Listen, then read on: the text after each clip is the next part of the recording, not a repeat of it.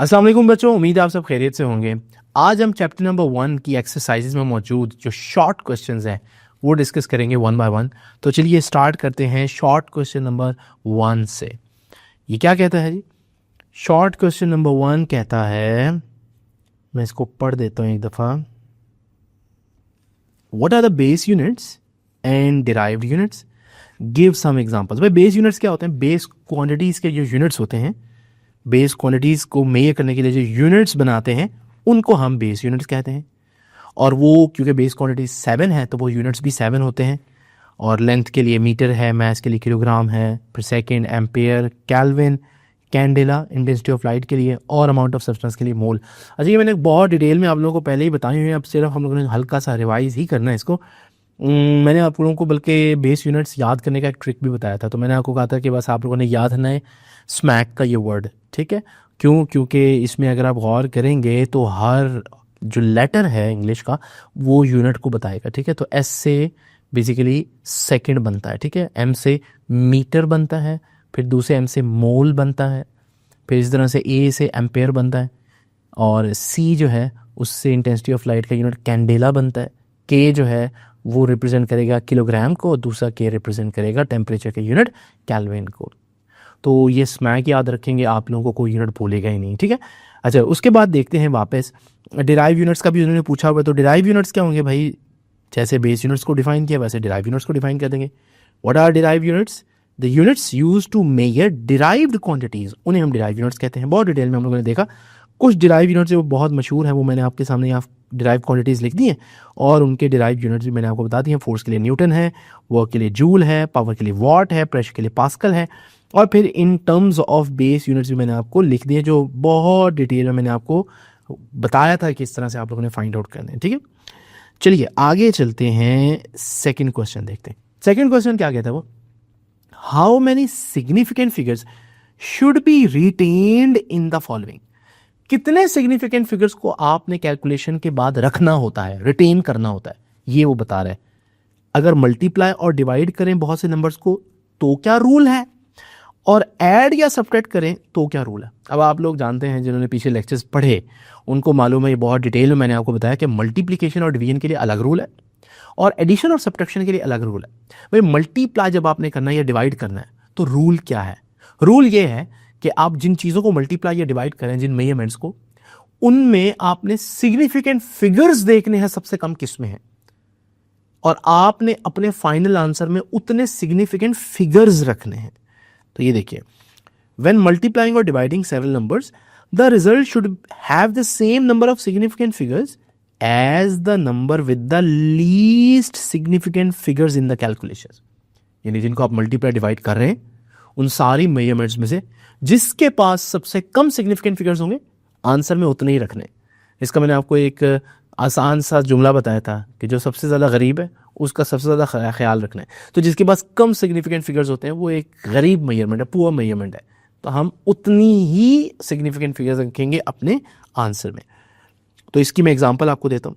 ये देखिए, इमेजिन करें आपने लेंथ मेजर की है 2.5 मीटर्स और विड्थ मेजर की है 3.42 मीटर्स। तो we are talking about rectangle है। यहाँ पर कितने सिग्निफिकेंट फिगर्स हैं भाई? 2.5 में 2 और 5 दोनों सिग्निफिकेंट हैं, यानी 2 है। 3.4 में 3, 4 और 2 तीनों सिग्निफिकेंट फिगर्स है, 3 हैं। अब इनमें पुअर कौन है, गरीब कौन है? जिसके पास कम सिग्निफिकेंट फिगर्स हैं, और वो 2 हैं, यानी ये आपकी सबसे पुअर मेजरमेंट है। अच्छा, अब पहले तो आप एरिया निकालेंगे। एरिया किसके बराबर होता है भाई? लेंथ इंटू विड्थ होता है। लेंथ कितना है? 2.5, ये आ गई लेंथ। विड्थ कितनी है? 3.42, ये आ गई विड्थ, और आंसर ये आ गया। अब इस आंसर में कितने सिग्निफिकेंट फिगर्स देखने वो ये पूछ रहा है। तो इसमें कितने हम लोगों ने देखने सिग्निफिकेंट फिगर्स? भाई जो सबसे गरीब है उसका ख्याल रखना है। ये गरीब है, इसमें सिर्फ 2 सिग्निफिकेंट फिगर्स हैं, तो हम अपने आंसर में भी 2 ही रखेंगे। तो 8 रखेंगे और 5 रखेंगे, इसको हटाना पड़ेगा। और आपको मालूम है अगर हम 5 को हटाएं तो पिछले नंबर को देखना होता है। अगर वो ऑड हो तो 1 कैरी करेंगे, अगर इवन है तो कैरी नहीं करेंगे। तो ये तो ऑड है पिछला नंबर, वो भी 5 है, तो पीछे 1 कैरी करेंगे, तो 8.5 में 1 ऐड होगा, 6 बन जाएगा। तो हमारा आंसर फाइनली होगा। देखो आंसर में कितने सिग्निफिकेंट फिगर्स आ रहे हैं? 2 आ रहे हैं, क्योंकि हमारी सबसे पुअर मेजरमेंट में, सबसे गरीब मेजरमेंट में 2 सिग्निफिकेंट फिगर्स आ रहे थे। मजीद अगर इसको क्लैरिफाई करना है तो जल्दी से आप लोग इस आर्टिकल को भी पढ़ लीजिएगा। अच्छा, अब बात करते हैं दूसरे रूल की। अगर हम ऐड या सब्ट्रैक्ट कर रहे हैं तो फिर क्या करेंगे भाई, तब रूल डिफरेंट है। एडिशन और सब्ट्रैक्शन में आप सिग्निफिकेंट फिगर्स को नहीं देखेंगे, आप नंबर ऑफ डेसिमल प्लेसेस देखेंगे, डेसिमल के बाद कितनी प्लेसेस है। तो वहां पर भी अपने गरीब का ही ख्याल रखना है, लेकिन गरीब की डेफिनेशन चेंज हो जाएगी। अब वो गरीब वो नहीं होगा जिसके पास सिग्निफिकेंट फिगर्स कम है, अब हम कहेंगे गरीब वो है जिसके पास डेसिमल प्लेसेस कम है, और हम अपने आंसर में उतनी ही डेसिमल प्लेसेस रखेंगे जो सबसे पुअर, सबसे कम एक्यूरेट, कम प्रिसाइज मेजरमेंट के पास होंगे। तो ऐड और सेपरेट करते हुए the result should have the same number of decimal places, significant figures नहीं कह रहा, डेसिमल प्लेसेस कह रहा है, as the number with the least decimal places in the calculation, जिसके पास सबसे कम डेसिमल प्लेसेस हैं, जो सबसे गरीब है। इसकी भी एक एग्जांपल आपको बताता हूँ। तो इस एग्जांपल को देखते हैं ध्यान से। वो कह रहा है कि एक डिस्टेंस है आपके पास 12.56, एक डिस्टेंस है 3.1। 12.56 में आप सिग्निफिकेंट फिगर्स नहीं देखेंगे, डेसिमल प्लेसेस देखें। डेसिमल के बाद 2 प्लेसेस हैं, 2 है। इसमें डेसिमल के बाद एक ही प्लेस है, 1 है। कौन पुअर हुआ, जिसके बाद डेसिमल के बाद कम प्लेसेस हुई, ये पुअर मेजरमेंट है, बस अब ये याद रखना। अब हमने टोटल डिस्टेंस फाइंड आउट करना है, एडिशन करनी, तो इसको और इसको ऐड कर देंगे, जाहिर है 12.56 प्लस 3.1, ये आंसर आ गया। ये तो सारी कैलकुलेटर से आप कर ही लेंगे। इस आंसर में कितने डेसिमल प्लेसेस रखने हैं भाई, जितने सबसे पुअर मेजरमेंट के पास थे। पुअर मेजरमेंट के पास सबसे कम 1 डेसिमल प्लेस था, तो हम अपने आंसर में डेसिमल के बाद 1 ही प्लेस रख सकते हैं, तो 6 को हटाना पड़ेगा, और 6 5 से बड़ा है। जब हम इसको हटाएंगे तो पीछे 1 कैरी करना पड़ेगा, तो 6 में जब 1 कैरी करेंगे तो 15.7 हो जाएगा, ये 6 + 1, तो ये हमारा आंसर है 15.7।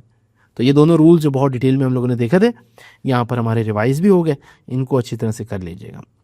आगे देखिए, how is the vernier scale related to the main scale of a vernier calliper, और लीस्ट काउंट क्या होता है वर्नियर कैलिपर में, इसको कैसे एक्सप्लेन करेंगे। चले मैं आपको बताता हूँ कि वर्नियर स्केल और मेन स्केल का आपस में क्या ताल्लुक है। सबसे पहली बात वर्नियर कैलिपर के बारे में आप लोगों ने ये याद रखनी है कि इसके 2 स्केल होते हैं। एक ये जो आपको नजर आ रहा है, इसके ऊपर सबसे छोटी रीडिंग 1 सेंटीमीटर का 10वां हिस्सा होती है, ये 1 सेंटीमीटर है यहाँ से यहाँ तक, उसके अंदर भी आपको 10 छोटी रीडिंग नजर आ रही हैं।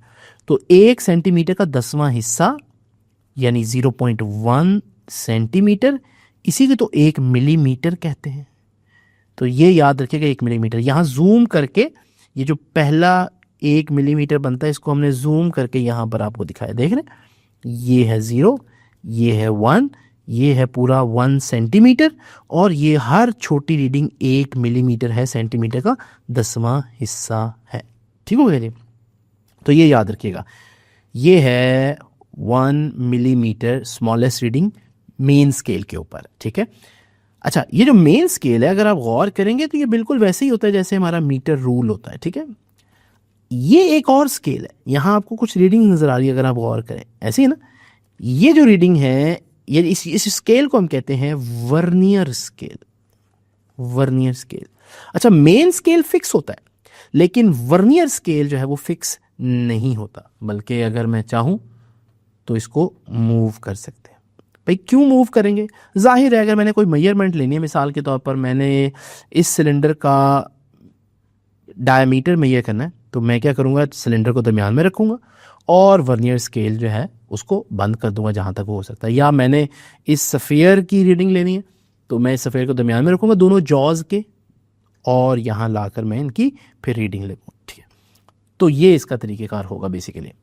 अच्छा, एनीवेज, इस वर्नियर स्केल को हमने यहाँ बड़ा करके दिखाया। ये जो नीचे वाली रीडिंग्स हैं ये वर्नियर स्केल की, ज़रा गौर कीजिएगा, वर्नियर स्केल पर आपको क्या नज़र आ रहा है, आपको 10 रीडिंग्स नज़र आएंगी।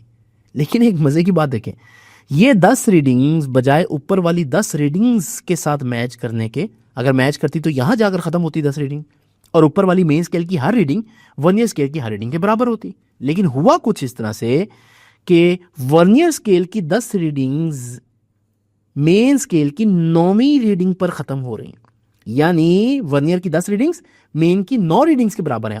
तो वर्नियर स्केल की सबसे छोटी रीडिंग कितनी हुई, 0.9 मिलीमीटर या 0.09 सेंटीमीटर, और मेन स्केल की सबसे छोटी रीडिंग कितनी हुई, वो तो सेंटीमीटर का 10वां हिस्सा बनता है ना। सेंटीमीटर पूरा, ये 1 सेंटीमीटर, उसके अंदर 10 रीडिंग्स है, तो वो तो सीधी सीधी 0.1 सेंटीमीटर, यानी सेंटीमीटर का 10वां हिस्सा, या जिसको हम 1 मिलीमीटर कहते हैं। ठीक हो गया। ये दोनों बातें याद रखनी है। अब ये दोनों बातें याद रखना क्यों ज़रूरी है? क्योंकि अगर आप वर्नियर कैलिपर का लीस्ट काउंट निकालना चाहें तो एक्चुअली आप इन दोनों स्मॉलेस्ट रीडिंग जो डिफरेंट स्केल्स पर है इनको माइनस कर दें। मिसाल के तौर पर हमारे पास मेन स्केल की सबसे छोटी रीडिंग कितनी है? 1 मिलीमीटर, 1 मिलीमीटर। और वर्नियर की सबसे छोटी रीडिंग कितनी? 0.9 मिलीमीटर। तो इनको माइनस करें तो कितना आ रहा है? 1 माइनस 0.9, 0.1 मिलीमीटर। यही तो लीस्ट काउंट होता है वर्नियर कैलिपर का, जिसको अगर हम सेंटीमीटर में लिखें तो 0.01 सेंटीमीटर होगा। तो इसका मतलब लीस्ट काउंट कैसे आता है? दोनों की स्मॉलेस्ट मेजरमेंट्स को आपस में माइनस करें, सब्ट्रैक्ट करें, तो हमारे पास लीस्ट काउंट आ जाता है। तो चलिए ये सारी बातें हम आपके नोट्स में ऐड कर देते हैं शॉर्ट क्वेश्चन के लिए। तो vernier scale is a small scale that slides over the main scale. तो 2 स्केल होते हैं, वर्नियर स्केल मेन स्केल के ऊपर स्लाइड करता है। ठीक है। और अब उसका फायदा क्या है? It helps us measure very small lengths more accurately than a simple ruler. तो आम रूलर के मुकाबले में ज़्यादा एक्यूरेसी देता है, हम ज़्यादा प्रिसीजन देता है। मेन स्केल में आपको मैंने बताया मिलीमीटर्स में रीडिंग होती है, और वर्नियर की अपनी रीडिंग्स होती हैं, अपनी डिवीजन्स होती हैं। वो कैसी डिवीजन्स होती हैं कि वर्नियर की 10 डिवीजन्स, वर्नियर स्केल की 10 डिवीजन्स मेन स्केल की 9 डिवीजन्स के बराबर होती हैं। यही डिफरेंस हम निकालेंगे तो हमारे पास लीस्ट काउंट आ जाएगा। ठीक है। तो हमने क्या करना है, जो एक सबसे छोटी रीडिंग आ रही है मेन स्केल पर, उसमें से सब्ट्रैक्ट कर देंगे एक सबसे छोटी रीडिंग जो वर्नियर स्केल पर है, तो हमारे पास पूरे वर्नियर कैलिपर का लीस्ट काउंट आ जाएगा। मेन स्केल पर कितनी रीडिंग थी? मेन स्केल पर जो रीडिंग थी वो तो 1 मिलीमीटर है, सेंटीमीटर का 10वां हिस्सा।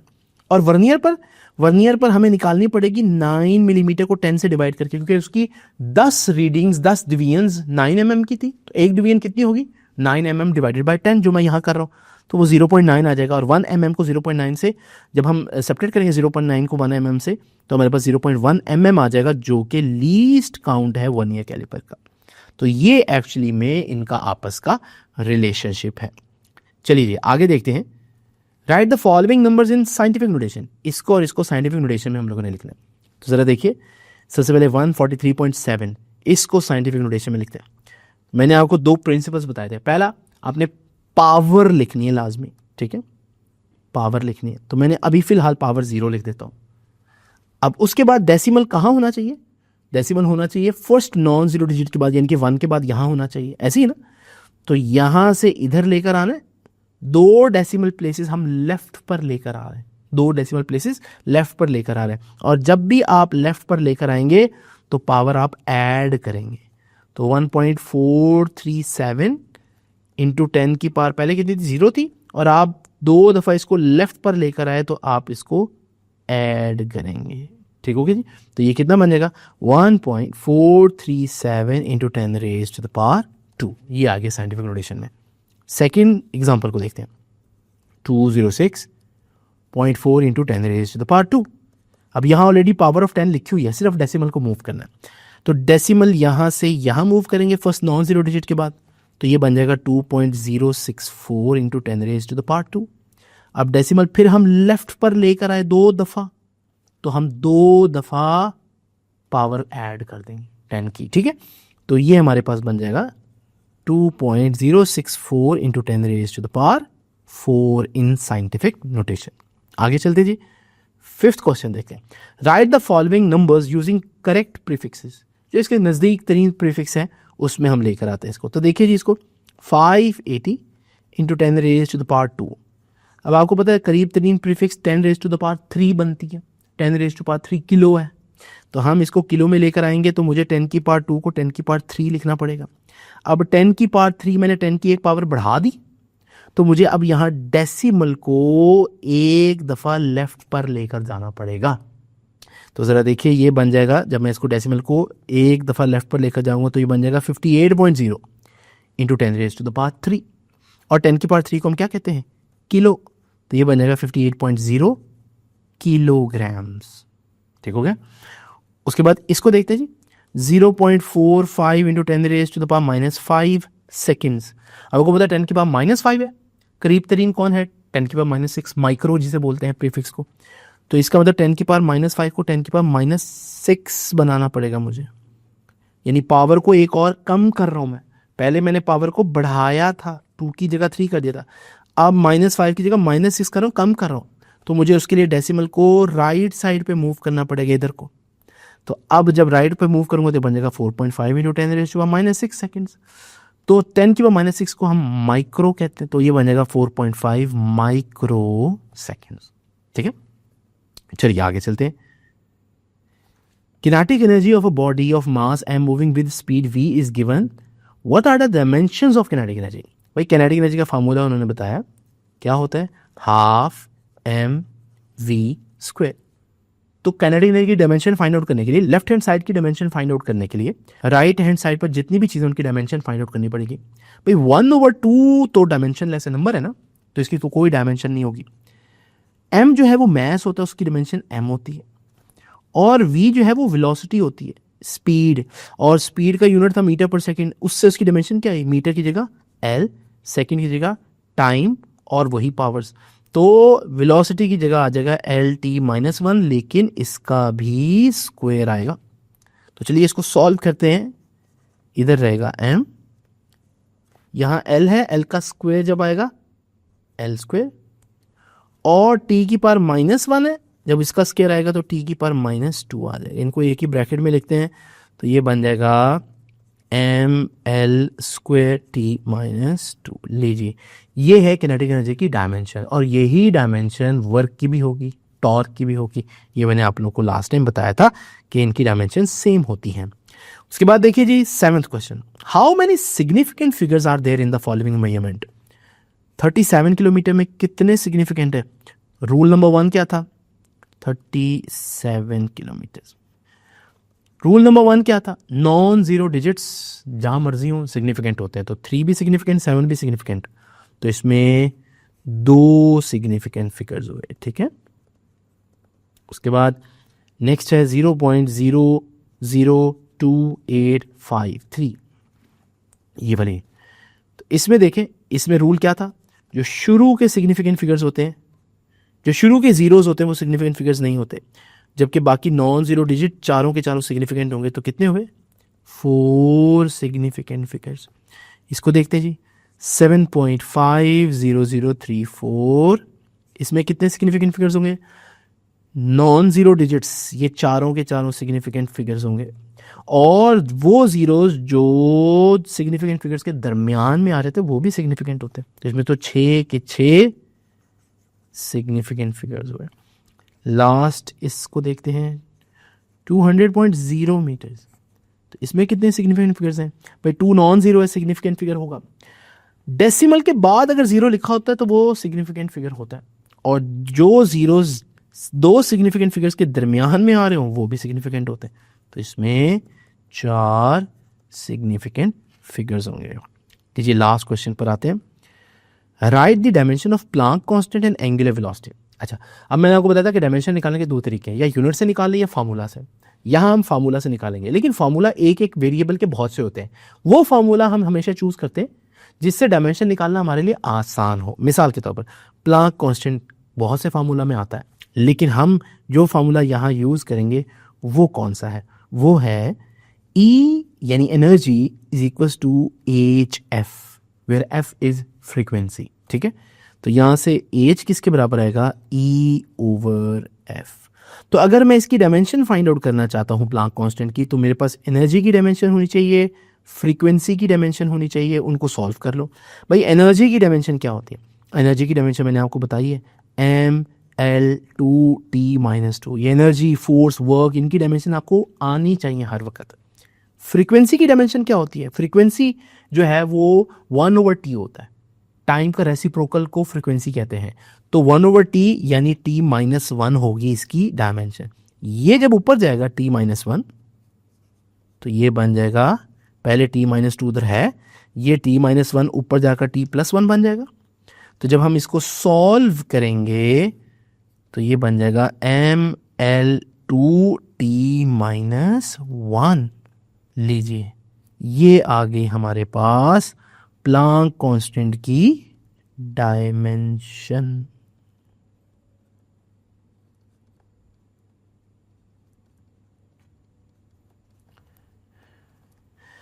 उसके बाद जी लास्ट एग्जांपल देखते हैं, और वो क्या है, डायमेंशन ऑफ एंगुलर वेलोसिटी। अब एंगुलर वेलोसिटी भी ये जो वेरिएबल है बहुत से फार्मूला में आता है।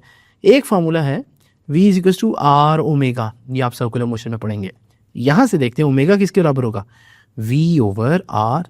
तो चलिए एंगुलर वेलोसिटी की डायमेंशन इस फार्मूला से निकालते हैं। इसके लिए अब हमें डायमेंशन निकालनी है अगर इसकी, तो हमारे पास वेलोसिटी की डायमेंशन होनी चाहिए और रेडियस की डायमेंशन होनी चाहिए।